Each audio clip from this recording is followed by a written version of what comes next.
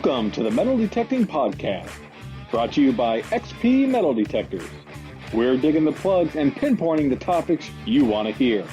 Now here's your hosts, Dave Kimball and Grant Hansen.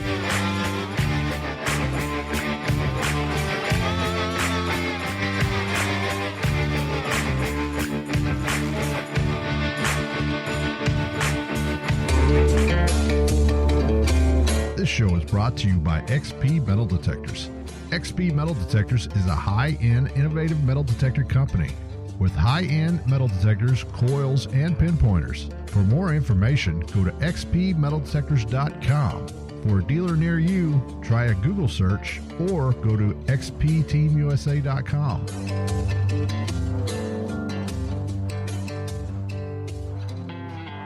Hello and welcome to the Metal Detecting Podcast. I'm your host, Dave Kimball, coming to you from Central Oklahoma, and I am joined today by my co-host, Grant Hansen, coming to you from New Jersey. How you doing, Grant? Hey, Dave, I'm doing pretty good. We're still surviving during COVID-19, but we're starting to slowly open up. The governor just announced that this weekend, the parks and golf courses will be open. Social distancing is still required, but at least people can get out and do some hiking and get some exercise in that area. So it's promising of small steps in getting back to normal. Oh, yeah. They announced the mall was opening up here tomorrow, I think, and they're saying that there's some restrictions required during the opening. Imagine masks or something like that. Yeah, I got to think even if the mall's opened here, I don't know how quick I'd be going. I think I'd want to give it a couple weeks to make sure that the curve is dwindled a little bit. I know there's a lot of hype out there about what's real and what's not, but I think I'd still play it extra safe. Yeah, I don't think there's very many cases right now in Oklahoma. It's dwindled down. The last I heard was about a week ago, and I think there was like eight cases or something like that in Oklahoma. So it's lower now. It's getting down there. Mm-hmm. Well, that's good. One day at a time, and there's just the hope of what's to come next, right? Yeah. So I heard you had a little problem with some property damage. What was that about? Yeah. So, and I would be interested for everyone to comment in the chat what your thoughts are about this, because I, as well as I'm sure so many of our listeners, we pride ourselves on taking care of the properties that we have permission for, cutting a plug so that, you can't even see it, that it was there after you've replaced the plug. Sometimes things go wrong where the ground falls apart. You do your best. But I had an experience recently where I was on a permission in the fall a couple times. I probably went there 4 or 5 times, found some great stuff. It was a nice colonial old home site. And then later that fall, the property owner texted me and said, hey, we've got a problem. 4 of our sprinkler lines have been damaged or severed or whatever word she used. And, they have to be repaired. So I was pretty shocked about that because A, that's never happened to me before. B, I think I would have realized if I cut into a sprinkler line, it would have started filling up with water and you would see the hose. And to have it happen 4 times and me not even being aware, I was really skeptical. But at the same time, I wanted to protect my reputation and do good by the homeowners. So I said, well, let me know what it costs to fix. And, she said, all right, she would let me know come April when they would have them come back out. And, long story short, it's only $240. So nothing that I'm going to cry about. But I still don't think I did it. I'm just wondering if anyone's ever had an experience where you've been, I don't want to say accused because the circumstantial evidence was pretty strong against me. But at the same time, like if you thought or somebody thought you did something to their property that you didn't do, that's the big thing. Yeah, I don't know. That's pretty crazy. Did they even use that sprinkler for a while? Has it been like out of service for a long time and then they're just now getting it up and running and then find that, or were they using it every year? Yeah, the reason they realized it was because they were seeing dead patches in the grass in those different areas. Because they had been using it throughout the summer. And that's when they had the landscaper come and investigate. And he said, without looking at the time, he's like, they must be damaged. Did you do any digging? And that's when it clicked. It was like, well, I didn't, but Grant did. So, and unfortunately, I wasn't there when they kind of dug them up to see what was wrong with them. So I couldn't see the damage. So it's still kind of a mystery to me. Yeah, I guess that's the risk of going and digging in people's yards, because then they're going to accuse you of anything they find wrong, like damaged wires or plumbing, and you would definitely, like you said, you would definitely know if you did it, because water would be coming up, or you would feel it on your shovel. It's not very often that any of us hit any pipes or lines or anything while digging, and we would know if we did it. Yeah. It's like I said, it was one of those strange things, but again, I detect a lot in that area, and I want to maintain a good reputation, so I don't want any kind of bad vibes getting out about me. So, I'll take care of the cost, and luckily it wasn't thousands of dollars, because I really had no idea what it was going to be. So I've been kind of stressing over it for the past few months. Yeah, that's crazy.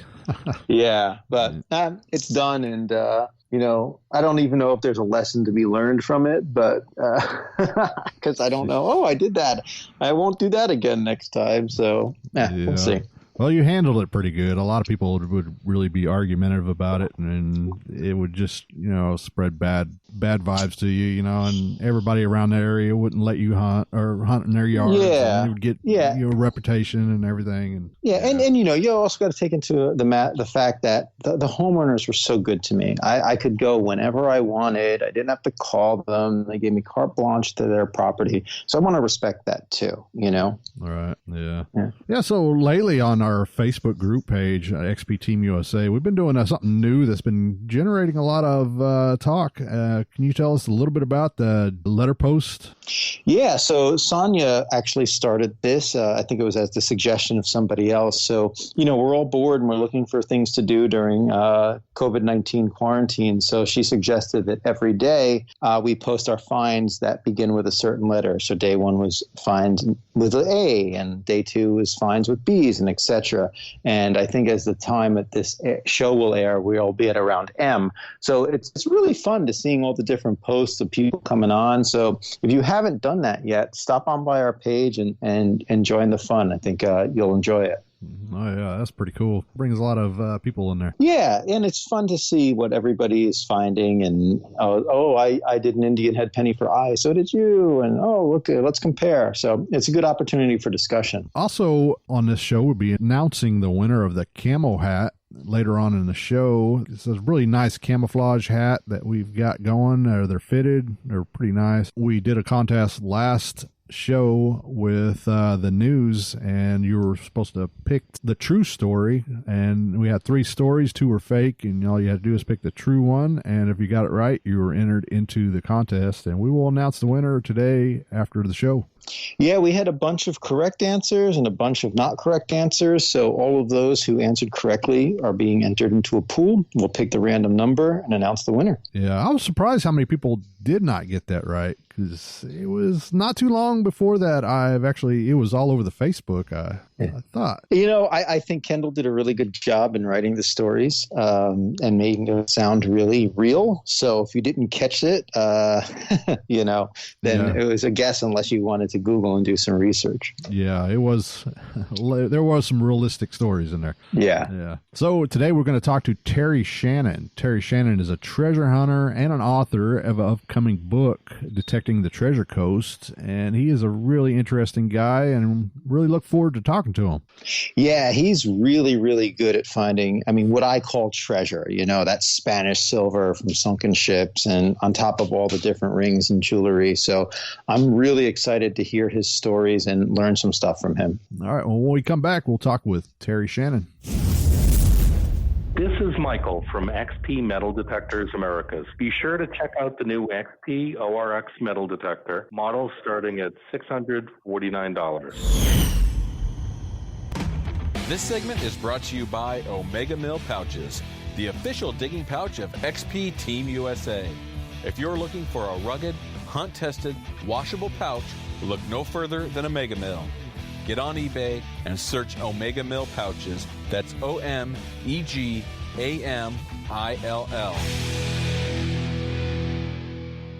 Tonight, we speak to a real-life treasure hunter in every sense. During the warm months, you can find him in Minnesota, and during the winter, he explores Florida's treasure coast. Let's give a warm welcome to Terry Shannon. How you doing, Terry? Doing well, doing well. Thank you, my friend. Yes, welcome to the show. I'm always excited to speak to a veteran treasure hunter like yourself. Can you tell us how long have you been looking for lost items and what got you started? Actually, I haven't been doing it that long, been really active since I retired. It's been about the last 16, 17 years. I bought a very cheap metal detector, and it broke, thank goodness, while I was fixing it.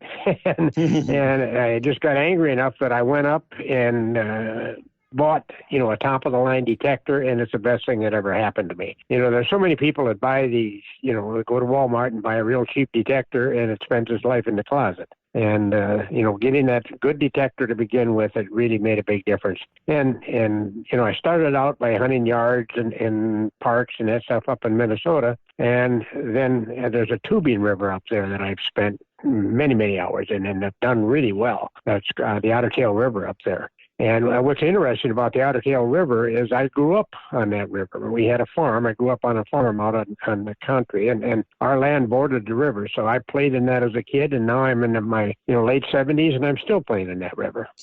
So what was it like to get into the deeper water for the first time? Did you have to do a lot of training first for that? No, actually, I did a hitch in the Navy when I was on an aircraft carrier, and they had a division of divers, and I was, it was a kind of a volunteer thing, and I was a diver there.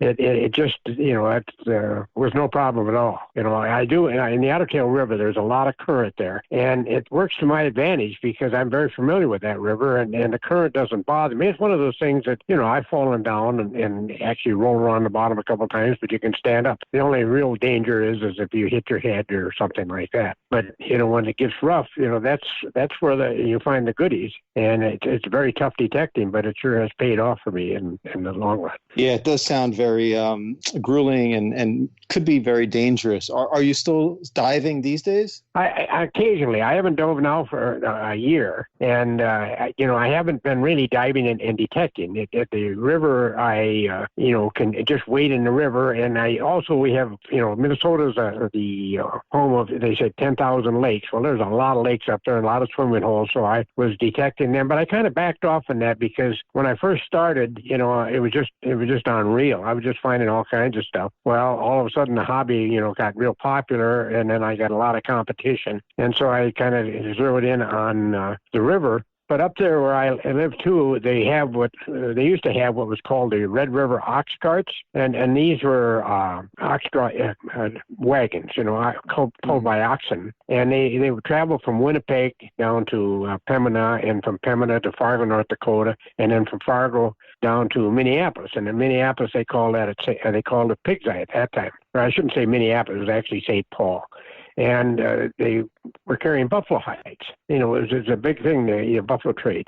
And anyway, in 1844, the Indians went on the warpath, and because they were killing so many buffalo, and there was a big wagon trade of these ox carts down in St. Paul, and they needed to find another way to come home, and they ended up coming through our small town there, and they built a trading post just out of town. And so the trading post was built right after 1844, and the people that bought the farm, this guy's grandparents, moved in there in 1890, and the trading post was gone. But I spent a whole summer out there, and it was just, I have it all to myself. I was out in the pasture, and I just found some really neat artifacts. In fact, one of the local TV stations did a 3-part series on what I found up there. Oh, yeah. So doing all your watering hunting all together, you got oceans, lakes, and rivers. Which one would you rather prefer? I am madly in love with the Treasure Coast. There's just absolutely no question. Years ago, my wife and I had a small motorhome, and we took a vacation and come down to Florida. We went along the West Coast and went south, come across Alligator Alley, and then come up A1A. And then the trip, we stopped at the McClarty Museum, and they have a video or a movie of, treasure hunting in the Spanish 1715 fleet. And I got the fever so bad. And, I had to wait until I retired. I was in law enforcement. When I retired, we came down to the Treasure Coast, and my wife was going to fly over to Japan to visit our son. He was in the Navy and was stationed in Japan, married a Japanese lady. And So I wanted to detect the Treasure Coast. I said, I'm going to spend a couple of weeks on the Treasure Coast. And when she came back, I picked her up at the airport, and the first thing I told her, I said, we're not leaving. And we've been here ever since.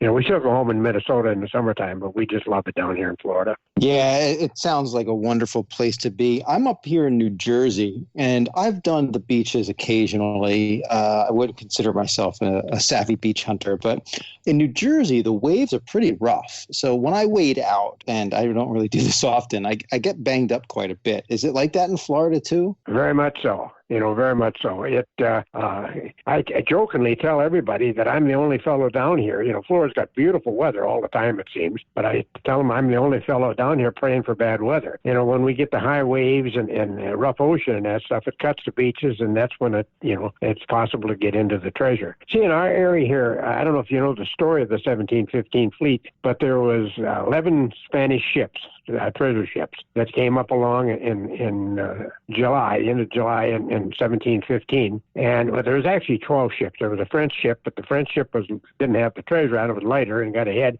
Didn't even realize that the 11 ships all were sank by that hurricane. And they sank close to shore. Most of them, they were over, heavy, and they got pounded against the reefs. And most of these ships sank in 15, 20 feet of water. And there was even one that ended up right up on shore. And out of the 11 ships, and they were all treasure ships, out of the 11 ships, they've only found 6. So there's still 5 out there. And the average salvage on these ships has been $41 million per ship. So I mean, when you're out there on the Treasure Coast, you're walking over some real treasure there. Is there a lot of salvage recovery efforts going on? Oh, yeah, every year. The thing with the ocean down here is rough enough that they really can't do much salvage, in the water in the wintertime. The season is just starting now. And years ago, this treasure was first found by a guy by the name of Kip Wagner. He's the one that discovered the fleet was out there, and of course it just went from there. And he brought in Mel Fisher, and Mel Fisher, was very successful working with this Kip Wagner, and they found quite a bit of treasure. And then the state of Florida, went after him and wanted, most of the treasure. And Fisher was in court, I think it was like 7 or 9 years. But anyway, he won the salvage rates, and the state still gets their 20%, but Fisher has salvage rates, everything out there. He has since sold it to a couple other people, but it was, Fisher that got it started. Mm-hmm. And, they'll be out, well, they're out there now. The weather's been nice, but there's been some ships out there right now. So after like a hurricanes or anything like that, do you find like a lot of metal detectorists out there hunting that beach? Yeah.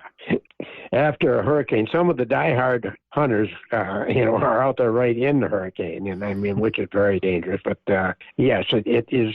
The hurricanes will move a lot of sand, and there's a lot of people. That the 1715 fleet, that Spanish treasure. Everybody, that metal detect. I shouldn't say everybody, but a large majority of them. That's their goal to find that Spanish coin. And right after a hurricane, it's very possible. But it's actually possible all winter long. Because of after a storm or something. I'm really big on looking for, being able to read the beach and look for low areas where you can get down to that original beach. And I've been pretty successful. I've done really well. So you have any tips for wading in the ocean waters? Well, one thing, don't turn your back on it. The waves, I don't know how it is up there, but the waves here, we get these, if you get above a 4 or 5 foot wave, you should just stay out of the water because you can't handle it. Your recovery is impossible. But, when I started going into the water and down here, really, you cannot hunt in the water unless you're out of the salvage area.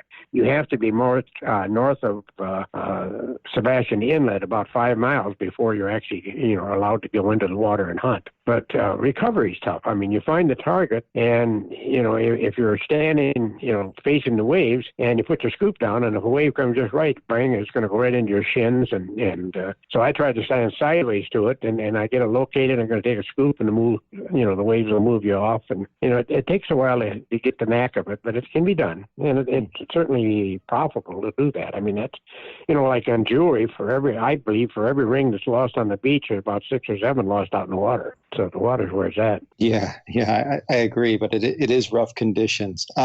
You mentioned reading the beaches just a little bit ago. For us beach novices, what kind of tips would you give us on how to find the best spots on the beach? I believe, and I know there's experts that will argue with me, but I believe that that this gold washes up and down the beach. In the wintertime, we get these north winds and everything is washing towards the south. And then right about this time of year, all of a sudden the winds come up from the south and it's washing back. And what I do, and I've got some friends that are very active and know what I'm looking for, that, I've developed a kind of a network that they see an area that looks good. But we have one thing, it's called your cuts. And when you get a wind that comes out of the north, or high winds out of the north or the northwest, and it changes the direction of the waves, it'll run along the edge of the beach and it'll form a cut, like a little cliff. And these are really good. It'll cut the sand down. I've seen cuts. The first Spanish coin I ever found was actually right in front of where I live now, and the cut there was a good 10 feet high. It was much higher than my head, and it was right at the base of that cut. And so cuts are really good. But also we have something down here called riptides. I don't know if you have them up there. We do. The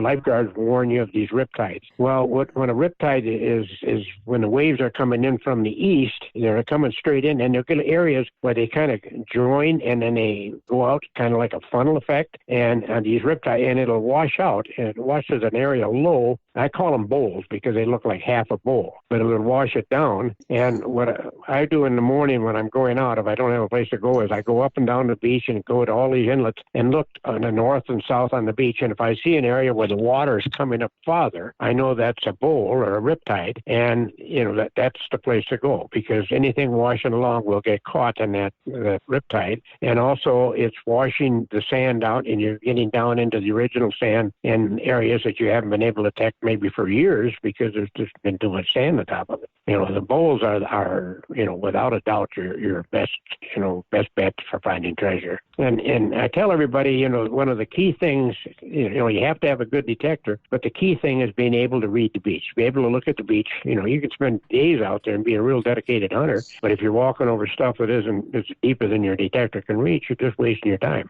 You have to find low areas to hunt. Am I making sense? Can you understand? Oh yeah, perfect sense. So speaking of reading beaches, I hear about orange sand. What is that, and why do you like seeing it?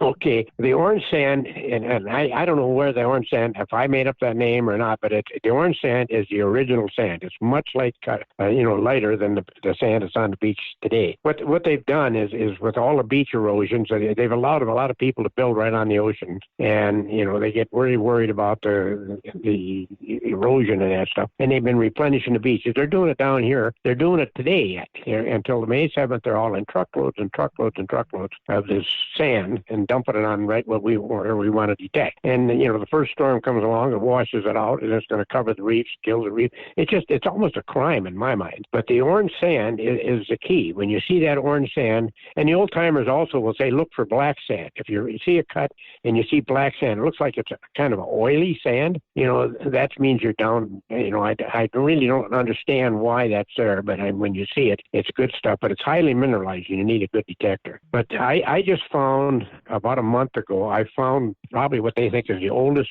Spanish coin ever found on the Treasure Coast.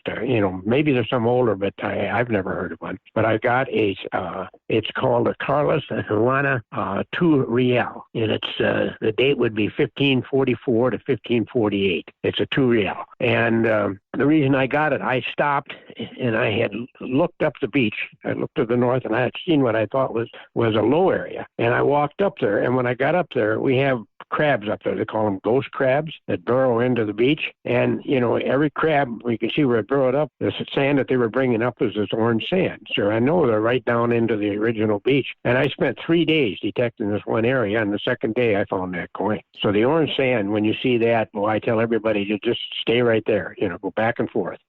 Go north and south, go east and west, and just really, really work that area. So can you describe what it was like finding that coin? Like, did you know exactly what it was when you found it, or did the research come after? What was that like? And the research come after. I've done really well on the regular cob coins. In fact, this year I got a half real, and the year before Jerry and I got into, we got 5/8 reals, and these are cob coins. And I got a beautiful one that was dated at 1711. And when I found this 1500 coin, I could see it was encrusted. They come out really encrusted, but this is a different type of incrustation. It was kind of dark, but I could make out what I thought was a shield. And this Jerry Pope is the guy's name, and he's a good friend of mine. I called him up and I said, I think I found a real, but I'm not sure. And he was just leaving the house. He came down to where I was at, and he looked at it. We both looked at it. We figured it was a real, but we weren't really sure. And then that night he called me up and he said, what does it weigh? And he had just found a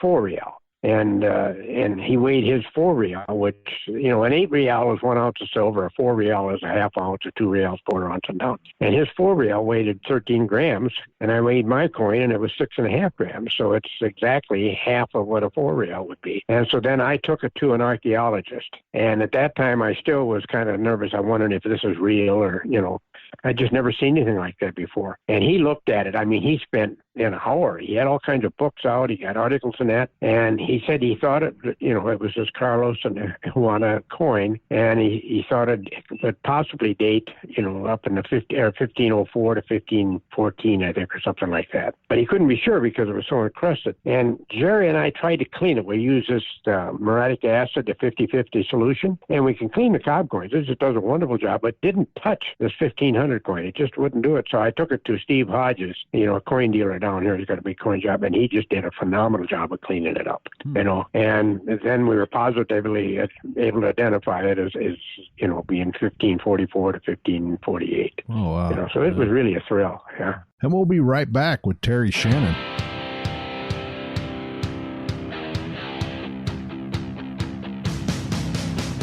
If you are looking for more information about XP products such as dealers or updates, then check out MetalDetectorsAmericas.com.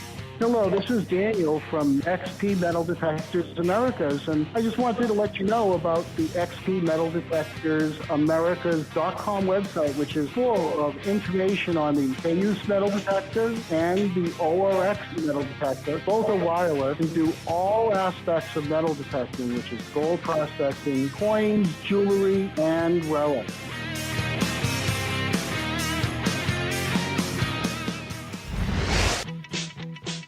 Hi, this is Dave D. Hi, this is Sonia. R.C. Dunn. This is Alan. Yep. We're the Minnesota Beach Boys. This is Kendall. This is David Kimball. This is Grant Hansen. Dean Center. Lynn Quelland. Hi, this is John. Josh Kimmel. Cameron Macer. Pete Sorrell. And we are XP Team USA. And you are listening to the Metal Detecting Podcast.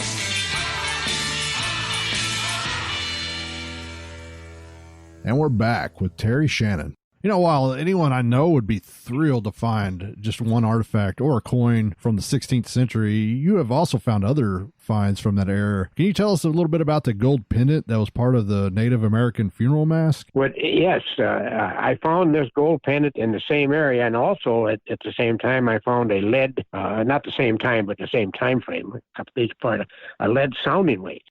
So it indicated, I think that there's a shipwreck, and I think the shipwreck is from the 1500s. But this gold pendant, we believe it comes from a funeral mass from either the Incas or the Aztecs or the Maya Indian. And I took it to an expert, a real diver. He's written, he's found millions of dollars worth of treasure in that. I showed it to him, and he knew what it was right off the bat. And he said that, it was a gold pendant. And the way that they made them was taking real thin sheets of gold and pounded it, and then they put a hole in the top, and you can see where they punch a hole. It's kind of raised in there. Then they pound another layer, and they punch it from the other way. And the way he described it to me, it was exactly where my coin was, or my pendant was. But he said they're mostly low carat, 8 carat to 10 carat gold. And when the Spaniards come and started getting, taking all the gold from the natives here, apparently they were smart enough to, water down their gold a little bit.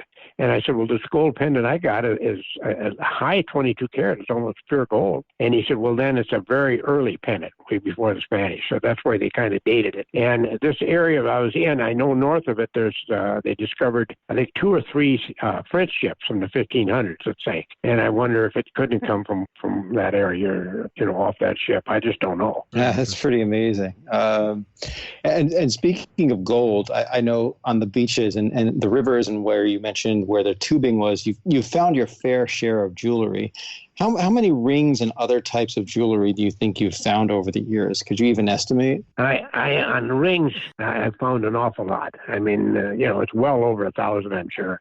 Well, I know it's over 1,000 because I think I got 1,000 in just cases that hold 100 each. And I've got some really nice rings. I found down here, I found a emerald ring a couple of years ago. That the emerald was 4.7 carats with 16 diamonds and set in platinum. I had that one appraised at 11,000. Wow! And we used to have a kind of a standing joke that I was always looking. My wife's name is Jean. That I was always looking for the Jean diamond. And a buddy of mine called me up and he said, "There's a bowl." He said, "I got all kinds of change on it, but he said I'm going to go detect north." And I went over there the next day, and I got 5 rings out of there, 4 of them gold. And the first one I found had a great big stone. It was just a solitaire, but a big diamond-looking stone. And it was so big, I figured it can't be real. And I pulled out another wide band, and then I pulled out a real nice 14-carat ring with 33 diamonds in it. And anyway, when I took it home, it turned out to be a 2-carat diamond. So that I did find the Jane diamond after all. Is there any special laws along the Treasure Coast that you have to abide by when you search and do for your treasure finding? If it's found on the beach, it's yours. If it's found in the water, the state gets 20%. But there is a law that you have to report to the state anything over 50 years old. That law is not enforced, and it's absolutely ridiculous, and I think it's probably unenforceable. That if you found a mercury dime, you'd have to call the state. I don't know where, it's just not enforceable. But I've never had any problem. I know some of the enforcement people. I'm a retired police officer myself, so I know most of it. And, they stop over at the house. I'm showing them what I've got, and there's no problem. I suppose if you sold it and got big money, you'd have to pay taxes on it, but I usually don't sell my stuff. Oh, that's good. I'm glad it's not too restrictive. With the beaches getting back open in Florida, are you able to get out there and metal detect? And are you even willing to, considering the climate right now? I would love to be out there. I wanted, where I found this 1,500 coin, I found it up high, up towards the bank. So with all the sand that they're bringing in and all that sort of stuff, they didn't get down to where that area wasn't replenished. And I'd like to go back there, but they got them closed off. They opened them up a few days ago, where you can go out and you can walk and you can exercise and you can fish, but you can't take a blanket out and sunbathe, and you can't have a cooler. And I don't know about metal detecting. I have a buddy that lives up at Jacksonville. When he went out metal detecting today, and they run him off the beach. And I just haven't bothered. They've closed the parking lot. There's no place to park, so you have to find a place to park your car. And like I went down south last night just to check the beaches, and some of the accesses, they're all closed off yet, but there's cars, 30, 40 cars lining in the ditches, parking in the ditches. It's just ridiculous. So that's the status of it right here, right now. So when you are in Minnesota, do you do a lot of dry land hunting, or do you just stick with the lakes? I do. I started out doing a lot of dry land, and I'm very fortunate. I was a county sheriff up there in Becker County. That's was elected, so everybody knows me, and I was going to ask. I was detecting in the river, for example, and this one guy said, "Well, you got to go up and talk to this fellow that owns a farm right where they have a big place for when the tubers stop and party." So I went over to see this guy. His name was Rick, and he owned a restaurant. So I went into the restaurant to see Rick, and I said, "Rick, I'm Terry Shannon." He said, "Yeah, I know who you are." He said, "I've been going to call you." And I said, "You were? What were you going to call about?" And he said, "Well, I own the land right where they have that party spot in the river. Why don't you come up and detect that?" He invited me before I even had a chance to ask him. So I'm really fortunate there. There's several places that I've got tips on that I really want to go. I had a guy take me up last fall, just before we come to Florida. I didn't get to show me a couple old trading posts and a couple lumber company places where they would have a company store and they had their own money and that stuff, that the buildings are still there or the foundations are still there and they've never been detected. And I hope to go up and do a lot of that this summer. I'm really fortunate that I'm, known well enough that people have been just treating me really well. That's fantastic. Getting permission is one of the hardest things, sometimes harder than finding stuff. What's your approach to detecting dry land, and how does it differ from detecting oceans or lakes? Okay, well, the dry land is just, a good detector again and go real slow. And I think it's important, I detect a lot of yards. I get invited to yards. And I think it's just vitally important that you leave, so it looks like you haven't been there. When I, get my hole, when I'm digging down, I have a towel with me, and I'll make like a horseshoe cut. So I don't make a plug. I make a horseshoe cut, and I tip it over so it doesn't kill part of the roots going into that thing. And then everything I dig out of the hole goes onto that towel. When I'm done, I dump the dirt back in and fold the plug back down, and you really can't see you've been there. If I made a complete circle, you still wouldn't see it, but a couple days later in dry weather, it'll turn brown, and it'll come back, but you can see where you've been. So if you just make that half circle, it really kind of, it just looks so much better. And I was doing a yard, and the guy was watching me do it, and he come over, and he invited me over to his place. He said, I've been watching you. He said, you can't even tell you've been there. Why don't you come to my place? So I went over to his place, and while I was texting, the neighbor come over and invited me over to his place. So, that makes finding places to hunt much easier if they come to you. But that's unusual. But I think in my whole career, I've only been turned down twice. Wow. And I was turned down politely, but they said, no, we'd rather you did. And one of them, I should say 3 times. I know one time it was turned down, and I thanked the guy, and we visited for a little bit. And I went home, and I got a phone call from him. I said, I changed my mind coming out. He said, I just, you're so darn nice. So, the important thing is just, to visit with the people. Now, if I was, and it's never happened to me, but if I was to go into a place and said, I want to see everything you find, and I, want to, I want part of it or something like that, I wouldn't detect it. I just wouldn't do it, because he's going to suspect that you're sneaking stuff, and it just wouldn't be there. If I find something, like if I find jewelry in the yard, a ring or something like that, I'll go up to and I said, I found this ring. Is this from one of your kids or your grandparents or something like that? And I just, that's important to do things like that. And I never leave without going up and thanking them and showing them what I found. But on the beach, it's just the opposite. I don't show anybody what I found. Yeah. Yeah, because then everybody lost the ring. Right. Exactly. That's happened to me. I read a story, and I don't know where, about a guy that was out in the water detecting, and he found this ring, and a guy seen him do it, and he hollered. He said, that my wife lost this ring. And the guy knew that he didn't. And anyway, they argued a bit, and the guy ended up calling the police department. And the police would come out, and the police said, well, you got to give it back. And so the guy said, well, and what he had in his pocket was another junk ring. He reached in, grabbed his junk ring, and he said, I'll put it back where I found it, and threw it back out in the water and left with a good ring. I thought that was just a neat story. I first started water hunting. I had that happen to me, where they come out and said, we think you found your mom's ring. And I told them I had found a ring, but I had found it the day before in a different lake, And right. Were they able to describe it or anything? Or well, what happened is I knew that they were doing it, and I lost my temper, and I kind of lied a little bit. I said, I'm the sheriff of the county. I said from my office, we're going to get this settled. And I go stomping out of the water, and they jumped in their car and took off. That worked well. Yeah.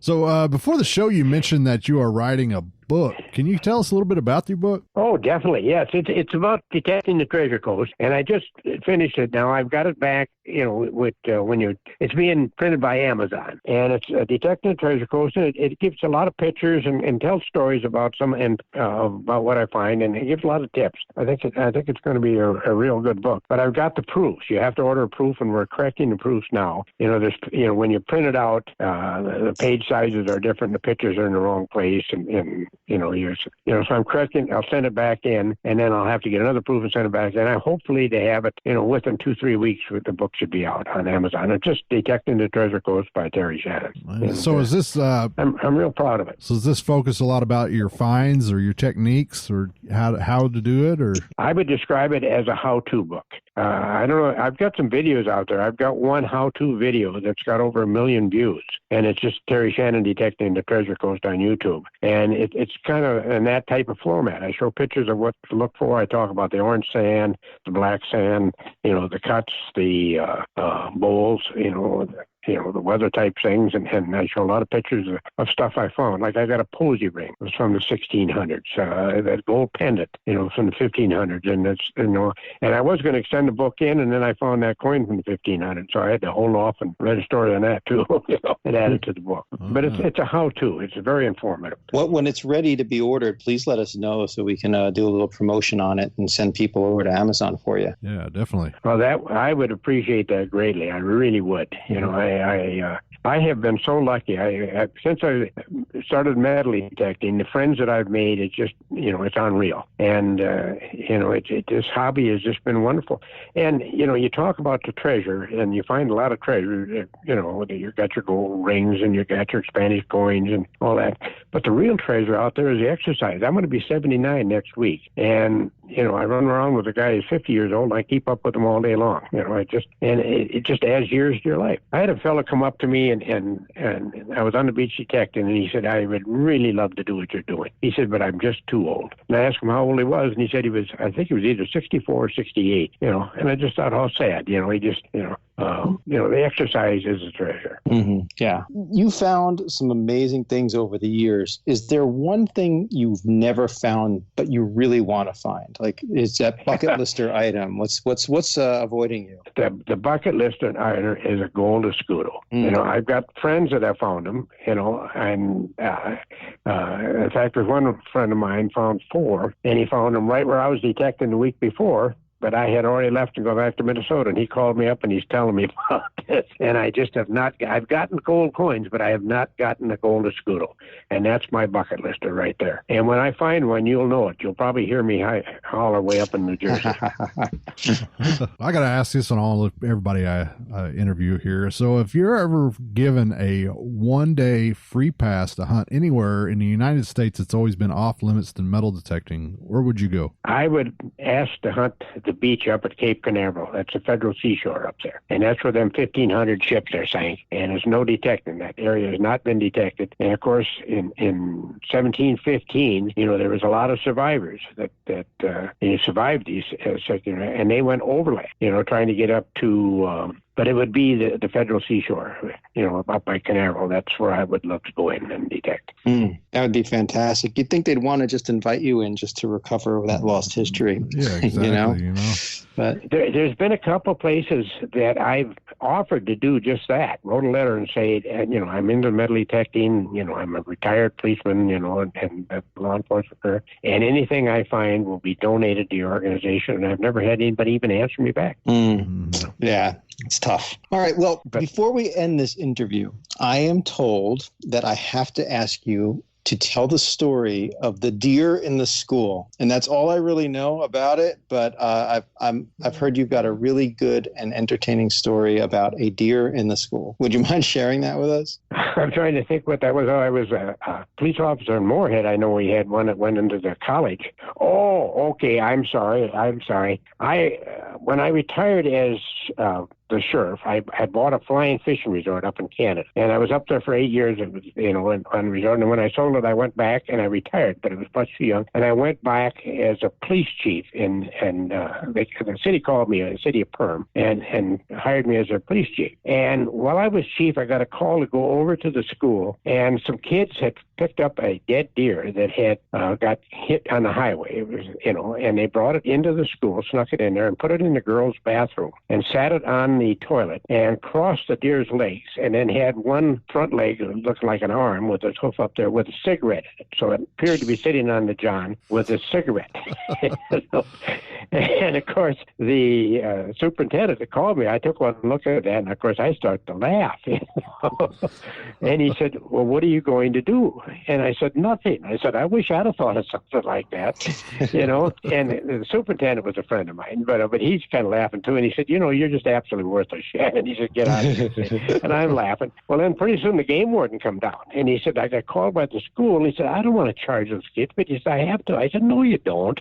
I said, I refuse to do it. And he ended up charging him for wasting edible meat, But what was really neat, when my daughter got married, they had a lady that handled the book. And my wife and I were signing the book as guests, and she said, I really appreciate the way you handled that deer. And it was one of her son was one of the people that brought the deer in. What was also really funny is I got a call from the TV station up in Fargo, North Dakota, asking me to tell the story. And I told the whole story. And he said, well, you told that you were kicked out of the school because you wouldn't do anything about it. And I said, yes, that's true, too. And so my wife and I watched the article. They never mentioned anything about me getting kicked out of the school, but that's the dear story. Yeah, that's pretty funny. How did you hear about that? I mean, that was my mind. Our good friend, the Minnesota Beach Boy, Alan Carpenter. We always do research before our shows, and he was one of my go-to people. And he told me, he didn't tell me any details. He said you just have to ask him about that. Oh, I know Alan. I want to get up and hunt with Alan this year. Mm-hmm. They are good people, and they do a heck of a job. He's a good people, real good, solid people. That's funny. Yeah, so it was great talking to you. Very interesting, and I loved hearing about your book. And I'd like to have you back on again after your book is released fully, and maybe we could talk more about that book. And when it does come out, we could try to put a link on our on our Facebook page for it. I would love. I'd be honored to do that. I really would. And if when it comes out, if I can get your guys' address, I will send you up a couple books so you have them. Oh, thanks. I appreciate that. Yeah, that'd be very interesting. If I could send you the book first and you could look it over, then you know what questions to ask. Exactly. Yeah. Exactly. Oh, yeah. That'd be great. Yeah. So. Would love to do that. Okay, well, I've got your message thing, on Messenger. I'll just, as soon as it comes out, I'll contact you guys and get your address and get them in the mail to you. All right. Yeah. Thanks. All right. Yeah. Thanks so much. We could probably talk to you for hours, but we really appreciate you sharing your knowledge with us. And we hope to talk to you again soon. Well, thank you. I enjoy it. Talk to you again some other time, and we'll see you. Bye. Check us out online at xpteamusa.com. If you are in the market for a new pinpointer, then check out XP's MI6 pinpointer. Waterproof up to 6 meters, 2 audio modes, pitch or pulse, 3 levels of sensitivity, rechargeable lithium battery, 7 programs to choose from, 7th program being connectivity to your machine, allowing 50 levels of sensitivity and recovery mode for your MI6. For those on a budget, check out the MI4 pinpointer with all the same options except for connectivity. So find an MI6 or an MI4 pinpointer through a dealer near you. All right, we're back. Terry was a great guy to talk to.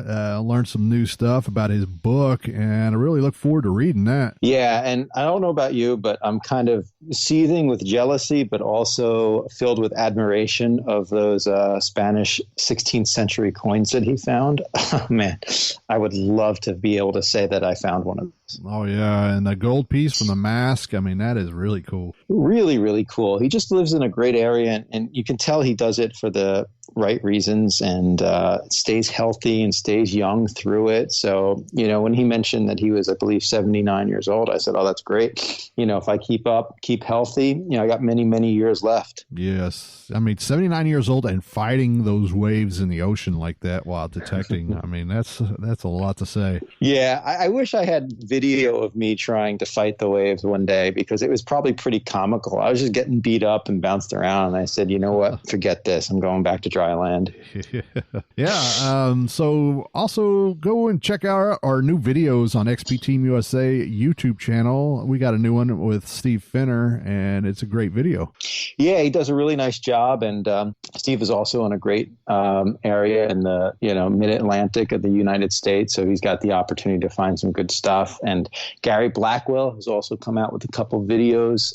One, he takes a trip down memory lane, showing all the detectors that he's used and tested over the years, from C-scopes and Tesoros, and things that they look right out of their time of the 70s. So it's pretty cool. Oh, yeah. Almost forgot. We got to announce a new winner for the XP Team USA camo hat. We did a random generizer right before the show, and you want to announce the winner? I will. And by the way, the correct story was around the live mortar, Civil War mortar. And the person who has won out of all the correct answers is Troy Nacone. I hope I pronounced your last name correctly. Nacone.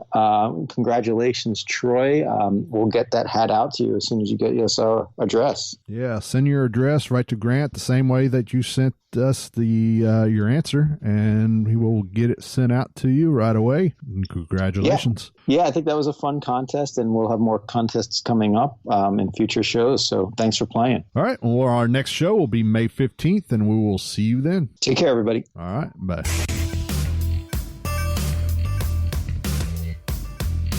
Get that permission, put the coil to the soil, and we'll catch you next time right here on the Metal Detecting Podcast, brought to you by XP Metal Detectors.